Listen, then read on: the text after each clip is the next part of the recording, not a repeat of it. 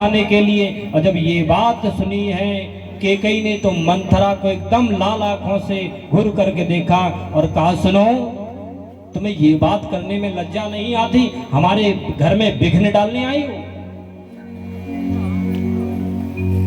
मंथरा का ये मंतव्य ही था। और मंथरा ये थी कौन?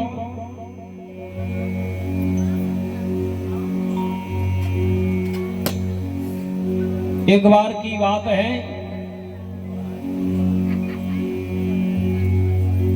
कैकेयी के पिता, ध्यान दे के सुने, कैकेयी के पिता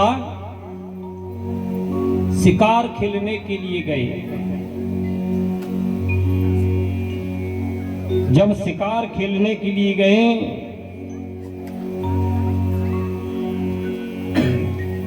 तो गलती से एक जामाता का वध हो गया। जब जामाता का वध हो गया, हिरणी ये देख रही थी।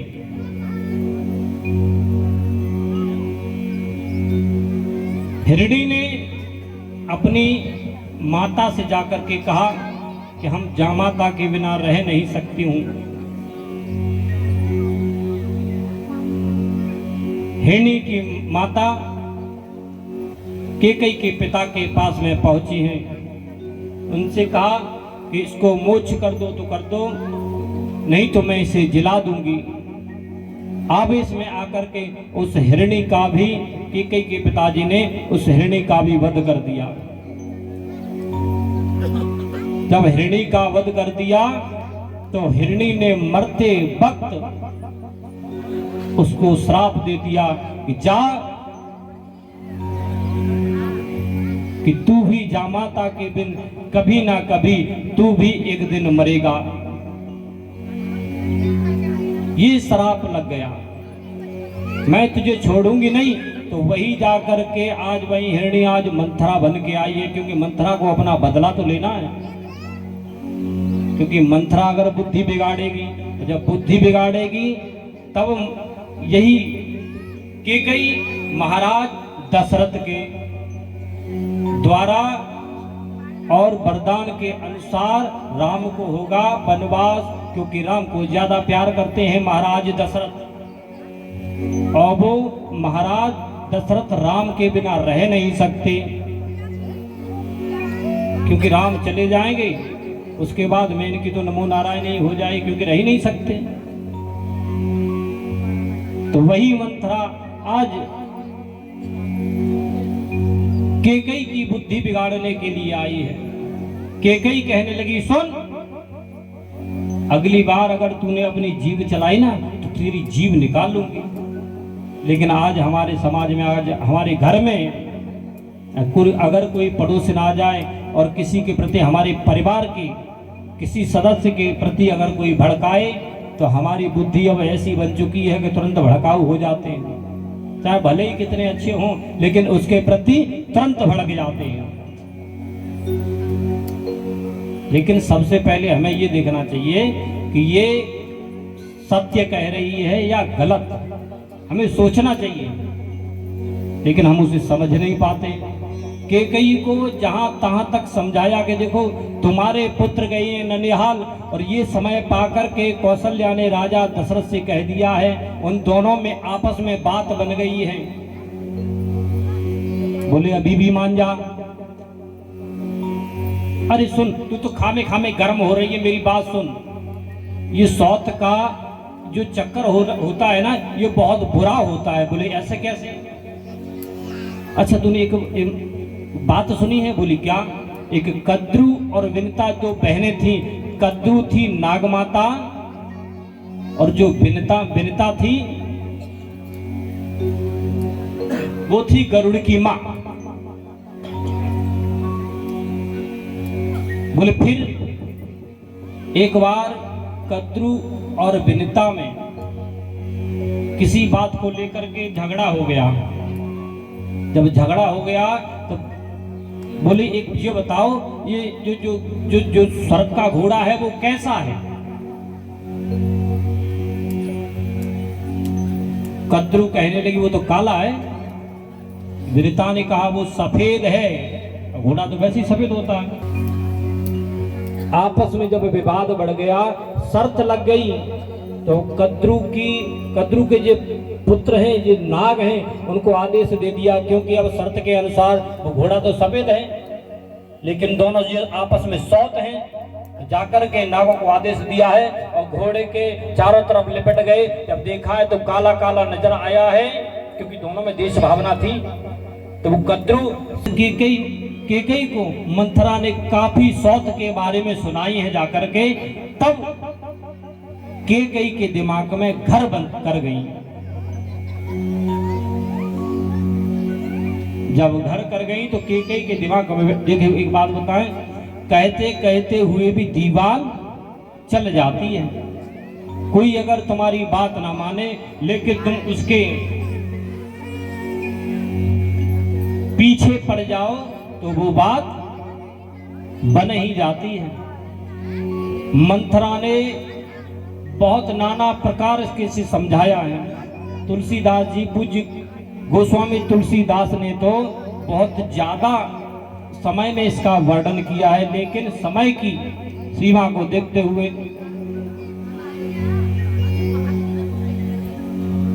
आज केकई की बुद्धि को फेर दिया है और अपना काम बना के मंथरा वहां से चली गई, क्योंकि सुबह राज तिलक होना है।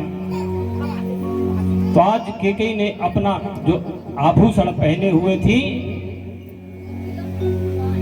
वो निकाल दिए और कोप भवन में जाकर के लेट गई। देखिए, पहले रूठना महल होता था जिसे कहते हैं कोप भवन, और कोप भवन में आज तक कोई गया ही नहीं था,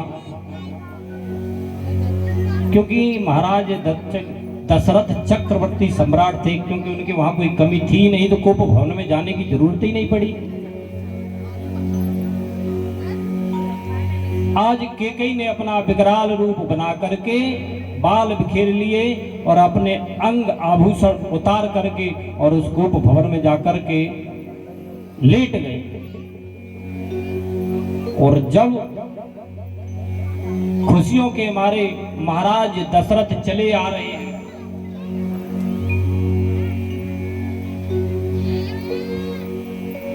तो जब ये दृश्य देखा है कि महारानी कहीं दिख नहीं रही हैं, चारों तरफ देखा है, जब नजर नहीं आई, तो एक जिधर कोप भवन बना हुआ था एकदम दृष्टि उधर चली गई। बोली, आज इसका दरवाजा कैसे खुला है? आज कौन सा ऐसा कारण आ पड़ा है जो कोप भवन का दरवाजा खुला हुआ है? जाकर के महाराज दशरथ ने देखा तो वहां उदास रानी केकई को पाया है।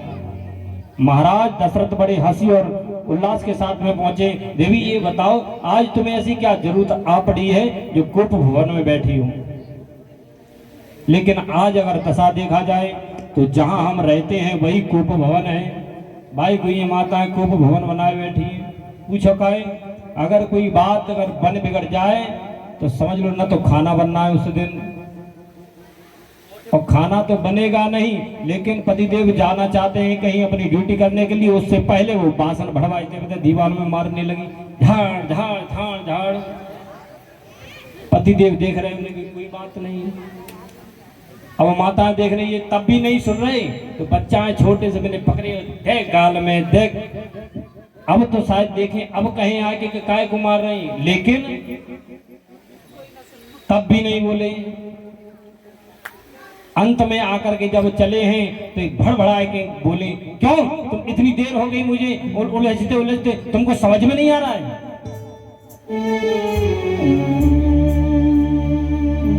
तो वो घर को ही कोप भवन बनाए बैठी है। अगर ये माताएं अपनी जिद पे अड़ जाएं तो समझ लो, अगर ये सब माताएं कहें कि हमें ऐसे नहीं ऐसे रहना है, तो हम तो आए दिन देखते हैं तो भैया अपने माता पिता को छोड़ करके भी अपनी पत्नी को और अपनी पत्नी की बात को मानना पड़ता है। क्यों? अब पता ना, हमारी यही समझ में ना आते कि ये जीवन में शिक्षा ऐसी पाती हैं कि सीख के आई कि तुरंत ही बाई टाइम सीख लेती हैं। हमें यही समझ में आज तक हमारे समझ में आ ही नहीं पाया। देखो, हमें परिवार में रहना है तो परिवार की तरह रहना है, लेकिन पता ना दिमाग में कौन सी ऐसी बात तो मर आए, फिर उस बात को लेकर के परिवार में भूचाल शुरू कर देती है। लेकिन मेरा निवेदन है कि परिवार को आगे तक ले जाना है, क्योंकि हमारी संतान भी तो है, वो भी हमारी अगर संतान कल देखेगी, नहीं देखेगी तो अगर किसी से सुनेगी तो वही हाल हमारे साथ होना है। तब समझ में आएगी कि मैंने अच्छा किया या गलत। तो आज वही केकई कोप भवन में बैठी है। महाराज कहने लगे, अगर तुम्हें कोई जरूरत हो तो हमें बताओ, किसी को राज्य से निकलवाना हो तो हमें बताओ, ऐसी कौन सी आवश्यकता आ पड़ी है जो आप कोप भवन में आई हो।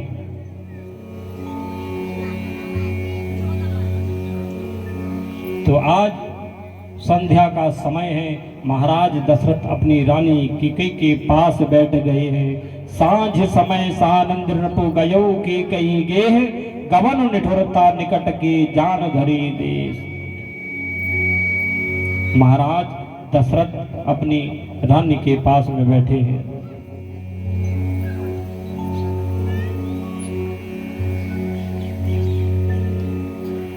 जब इतना शब्द सुना है कि बताओ किसको राज्य से निकलवाना है, किसने ये दुस्साहत किया है, किसने कोई ऐसी बात कही हो तो हमें बताओ। जैसे ही केकई ने ये सुना है कि राज्य से निकलवाने की बात कर रहे हो, तुरंत खड़ी हो गई आभूषण पहन के। हाँ हाँ सुनो, मेरी बात सुनो। बोले क्या? कि मुझे वचन दो। बोले क्या वचन में लेना है? कि वचन दो तब तो हम आपसे कोई बात रखें आपसे। अरे वचन की कोई बात नहीं, तुम्हें जो कहना है, जो सुनना है वो हमसे तुरंत आप कह दो। बोले वैसे तो कुछ नहीं, बहुत कोई बड़ी बात नहीं है, लेकिन मेरी एक बात है। बोले क्या बात है? बोले तुम्हें अगर प्राण भी चाहिए तो मैं प्राण भी देने के लिए तैयार हूं, लेकिन अपनी बात को रखें। हे स्वामी, आप कह तो रहे हो कि मांग के देखो, मांग के देखो, लेकिन मेरी एक बात सुनो। आपने बहुत दिन पहले ये कहा था कि जब आपको जरूरत पड़े तो तुम्हारे 2 वरदान बाकी हैं। ये वरदान है क्या? अब चलो पहले ये तो जानते ही हैं, लेकिन सबसे पहले ये और देख लें कि ये वरदान है क्या। एक बार की बात है, दंडकारण्य में बैजयंत नगर में अतिध्वज नामक एक राजा रहता था। राक्षसों से उसकी लड़ाई हो गई और उस लड़ाई में महाराज दशरथ भी गए थे। जब महाराज दशरथ गए थे तो उन राक्षसों ने पूरी देव सेना को मार डाला। अंत में आकर के दशरथ पर भी प्रहार कर दिया। इतने बलिष्ठ थे, उनके सारथी को भी मार डाला। और मार डालने के बाद में ये दृश्य केकई ने देखा तो केकई सारथी बनकर के महाराज दशरथ को मूर्छित अवस्था में देख करके सुदूर ले गई। जब अचेत हुई तो देखा कि हमारे स्वयं सारथी बनकर के महारानी केकई आई है, तो आज इसने मेरे प्राणों को बचाया है तो वरदान मांग लो। केकई ने कहा समय आने पर मैं वरदान मांग लूंगी। और कुछ कवियों का, कुछ विद्वानों का मत भी है कि जिस समय महाराज दशरथ युद्ध कर रहे थे तो रथ की धुरी जो पहिया लगता है उसमें वो टूट गई थी, तो उसमें महारानी केकई ने अपनी अंगुली को लगाया है। और तब महाराज दशरथ उस युद्ध में विजय पाए हैं। अंत में देखा कि उस धुरी की जगह रानी केकई की उंगली लगी है। तो आज उतर करके दशरथ ने केकई से कहा कि वरदान मांगो। ये 2 मंत्र और भी मंतव्य होंगे, लेकिन ये विद्वानों का मत है। आज वही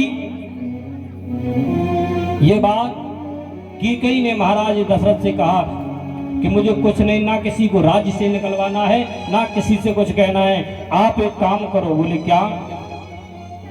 कि दो हमारे जो वचन हैं, जो हमारे दो वरदान हैं, वो हमें दे दो। बोले कौन से? देवी मांगो, जो मांगना है जो मांग लो, खुल के मांग लो। तो आज मैया ने सोचा ना विचारा और कहने लगी, सुनो सुनहु भान प्रिय भावत जी का, सुनहु भान प्रिय भावत जी का, देव एक बर भर कही का, एक बर भर कही का। उन्होंने कहा जाइए, मैंने आपको दिया।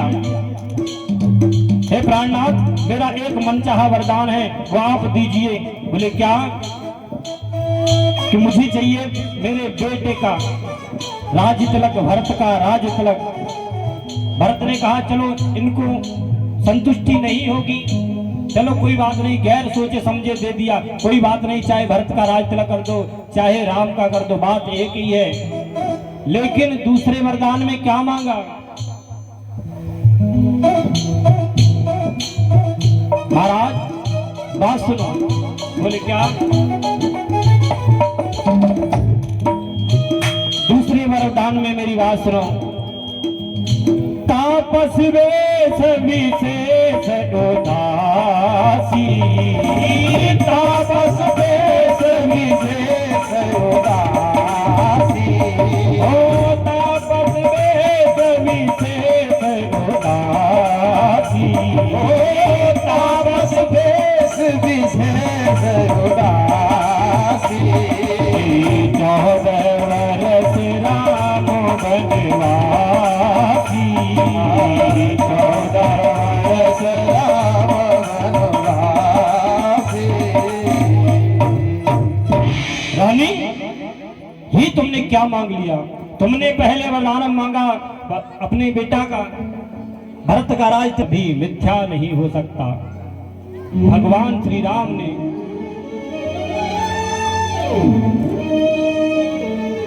अपने माता और पिता की आज्ञा को सिरोधारण करके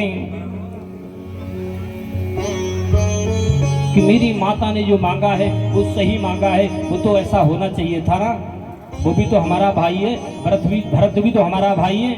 अरे हमारे लिए 14 वर्ष का वनवास मांग लिया तो कौन सी बड़ी बात हो गई? दशरथ जी कहने लगे, बेटा ये कोई बहुत छोटी बात नहीं है। बरस 4 10 विपिन बस, कर पितु बचन प्रभान, आए पाए पुन देखे हूँ मनु, जान कर सीमला। तुम वन में जाओगे 14 वर्ष के लिए? जिसने कभी भी मखमल के गद्दे से नीचे पैर ना रखा हो वो वन में कैसे जा सकता है और कैसे रह सकता है? महाराज दशरथ मारे पीड़ा के मारे कहीं अचेत हो जाते हैं, कहीं चेतना आ जाती है, कहीं अचेत हो जाते हैं। लेकिन जैसे ही ये बात सारे अयोध्या नगरी में फैली तो आज उस कैकेयी को सारे अयोध्यापुरी वाले बुरा बुरा कहने लगे। अरे कैकेयी, क्या तेरा दिमाग खराब हो गया है जो तूने मेरे राम को हमसे जुदा करना चाहती है? अब तो शोक की लहर सारे अयोध्या में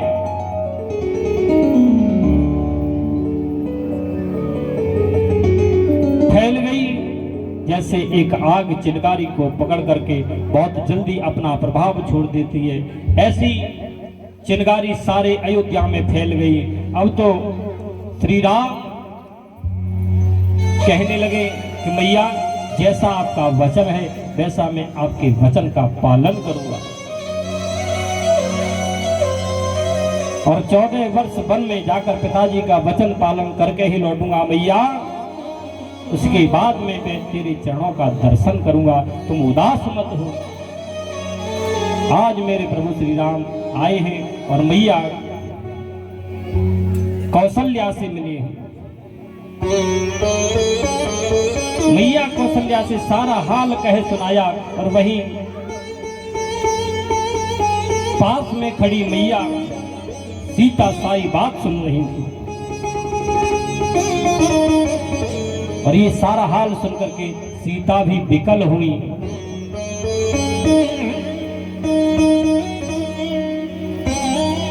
और जब सीता जी विकल हो उठी तो आज भगवान श्री राम ने अपना सारा हाल कह के सुनाया। मैया कौशल्या कहने लगी, ये कौन सी इस अयोध्या पर, कौन सी हमारे महलों पर किसने ये टोटका कर दिया है जो आज खुशियों को मातम में बदल दिया है। कौन सी ऐसी बात इस अवध पर, इस अयोध्या पर आ पड़ी है जिसने हमारी खुशियों को मातम में बदल दिया है। लेकिन मैया की आज्ञा कौन टाले। राम ने कह दिया, मैया तुम चिंता मत करो, मैं जैसे जा रहा हूँ वैसे ही वापस चला आऊंगा। मुझे आज्ञा का, मुझे पिता और माता की आज्ञा का पालन करने का।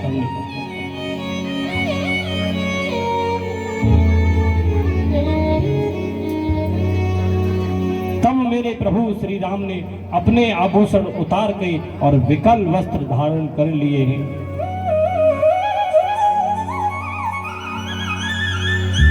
रामचंद्र जी का ये रुख देखकर मैया रो पड़ी, कौशल्या मैया रो पड़ी। हे विधाता, मैंने आज तक अपने पुत्रों को कभी दुखित नहीं देखा, जब भी देखा मैंने राज वस्त्रों में देखा, आज विकल वस्त्र धारण कर लिए। मैया रोकर जमीन पर गिर पड़ी।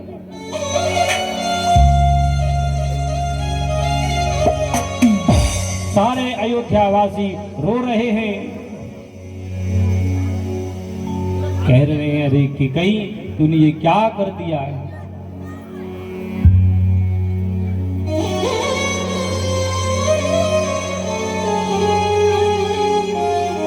कि कहीं तूने लूट लिया दशरथ के खजाने। कि कहीं तूने सारे अवधपुरी में, सारी अयोध्या में वो सुख की लहर फैला दी है। तुझे मैं जिंदगी में मरते दम तक माफ नहीं करूंगा। तूने मेरे श्री राम को, मेरे हृदय के प्राण को माफ करने वाला नहीं हूँ। मेरे राम को तूने आज वनवास दे दिया है। और सुन,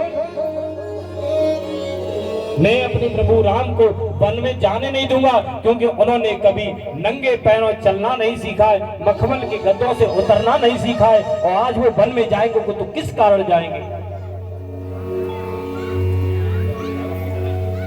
तो आज मेरे प्रभु श्री राम जिस तरह से एक सर्प उस मणि के बिना नहीं रह सकता, उसी तरह मैं भी अपने पति के बिना नहीं रह सकती हूँ। अगर आपकी आज्ञा हो तो मैं भी अपने पति के साथ जाना चाहती हूँ।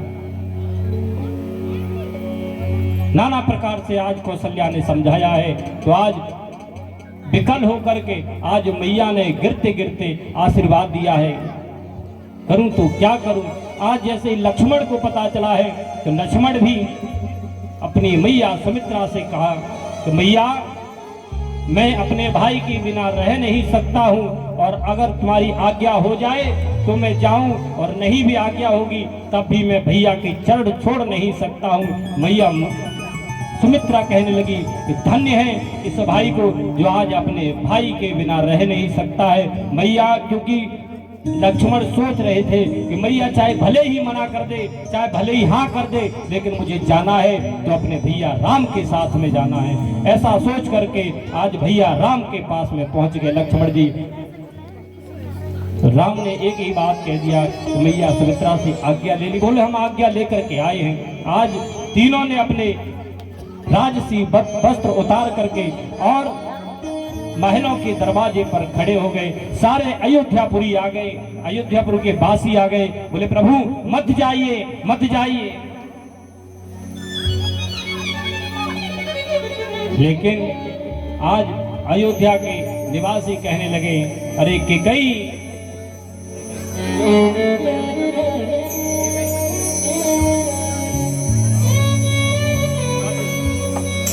कि कहीं तूने लूट लिया दशरथ के खजाने कि तूने लूट लिया दशरथ के खजाने को। कि कहीं तूने लूट लिया दशरथ के खजाने तूने लूट लिया दशरथ के खजाने को। तरस जाएगी रानी, तरस जाएगी रानी